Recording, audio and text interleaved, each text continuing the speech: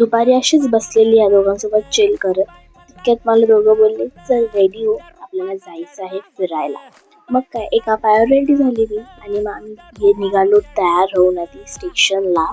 आणि मग तिथे जाताना आम्हाला पप्पांचं दर्शनही झालं खूप मस्तपैकी. आणि मग दादरला पोचल्यावर थोडं स्ट्रीट एक्सप्लोर केलं स्टेशनला जाताना. आणि मी ना पहिल्यांदा AC ट्रेनमध्ये बसलेले. मी आधी कधी AC ट्रेनमध्ये बसली नाही, फक्त लोकलनेच ट्रॅव्हल केलं आहे. अँड यू गाईज नो, जेव्हा नालासोपारा वसई यायला लागलं ना, एकदम गावची फील यायला लागली. मला तर कोकण आठवलं. मी खूप मिस करते आहे. आणि थोड्या वेळाने मग आम्ही खायला बसलो आणि ऑफकोर्स आम्ही खाणारच तिथे पोचल्यावर. आणि मग मी एका दुकानात गेली आणि तिथे मी फिट चेक देत होती. अँड दिस इज वॉट, आम्ही विरारला गेलेलो.